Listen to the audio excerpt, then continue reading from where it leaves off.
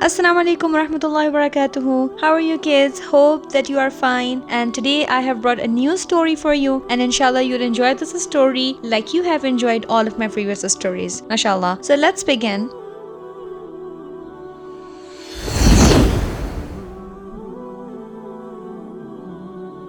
A woman named Ammar, who belonged to the Hazart tribe in Mecca, went to the slave market in the city. Actually, she wanted to buy herself a slave for her domestic chores and to exploit his labor for economic gains. As she scrutinized the faces of those who were displayed for sale, her eyes fell on a boy who was obviously not yet in his teens. She saw that he was strong and healthy and that there were clear signs of intelligence on his face, mashallah. She needed no further incentive to purchase him, and she paid and walked away with her new acquisition. On the way home, Ammar turned to the boy and said, "What's your name, little boy?" "Khabab."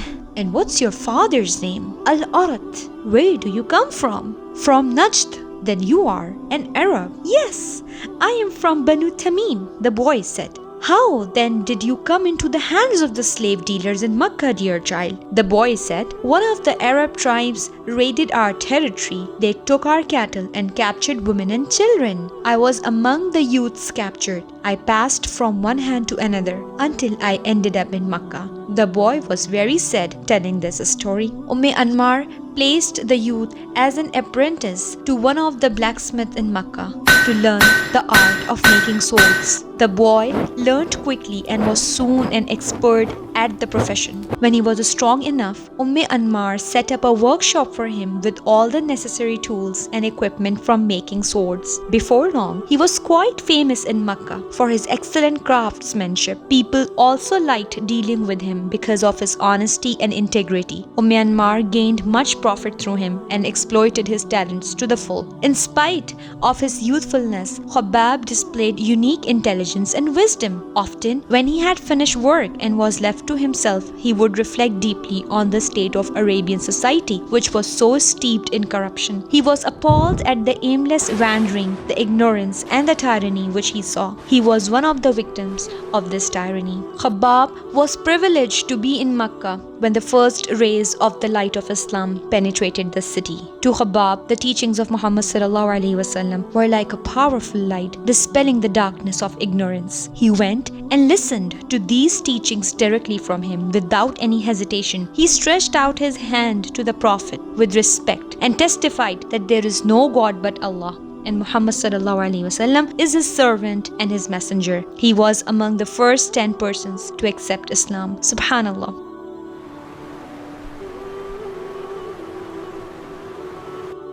Dear children, do you know that Khabab did not hide his acceptance of Islam from anyone? When the news of his becoming a Muslim reached out to Ammar, she became very angry. She went to her brother, Abd al-Uzza, who gathered a gang of youths from the Khuzar tribe, and together they made their way to Khabab. They found him completely engrossed in his work. Al-Uzza went up to him and said, "Hey boy, we have heard some news from you which we don't believe." "What is it?" asked Khabab.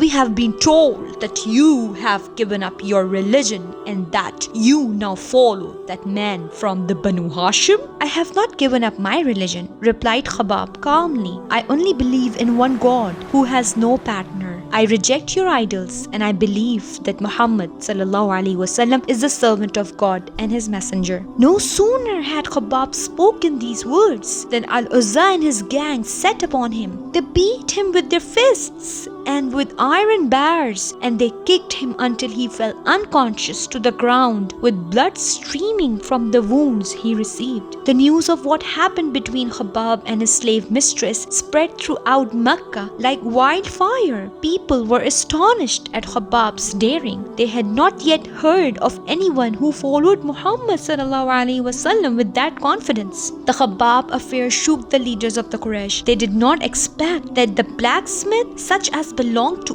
Ammar and who had no clan in Mecca to protect him, to prevent him from injury, would be bold enough to go outside her authority, denounce her gods, and reject the religion of her forefathers. They realized that this was only the beginning. And the Quraysh were not wrong in their expectations. Khabab's courage impressed many of his friends and encouraged them to announce their acceptance of Islam. One after another, mashallah, they began to proclaim publicly the message of truth. Al-Uzza and his people felt the task of punishing Khabab even further. Regularly, they began taking him to all open area in the city. When the sun was at its zenith and the ground was scorching hot, they would take off his clothes and dress him in iron armor and lay him on the ground. In the intense heat, his skin would be seared. When it appeared that all strength had left him, they would come up and challenge him.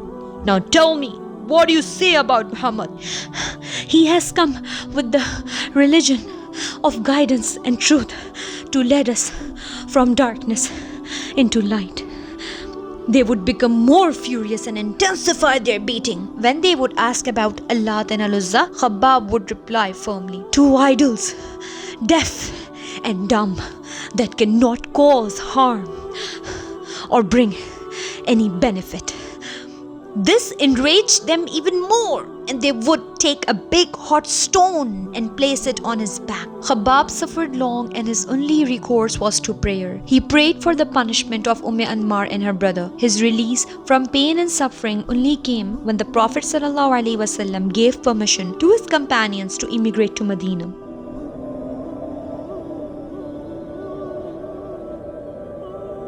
Anmar by then could not prevent him from going. She herself became afflicted with a terrible illness which no one had heard of before. At Medina, among the generous and hospitable Ansar, Khabab experienced a state of ease and restfulness which he had not known for a long time. He was delighted to be near the Prophet, peace be upon him, with no one to molest him or disturb his happiness. He fought alongside the noble Prophet ﷺ at the Battle of Badr, mashallah. He participated in the Battle of Uhud, where he had the satisfaction of seeing Al-Uzza meet his end at the hands of Hamza ibn Abdul Muttalib, the uncle of Prophet ﷺ. Khabab lived long enough to witness the great expansion of Islam under the four Khulafai Rashidin, Abu Bakr, Umar, Uthman and Ali radiallahu anh. He once visited Umar during his caliphate. Umar stood up. He was in a meeting and greeted Khabab with the words, "No one is more deserving than you to be in this assembly other than Bilal." He asked Khabab about the torture and the persecution he had received at the hands of the mushrikeen.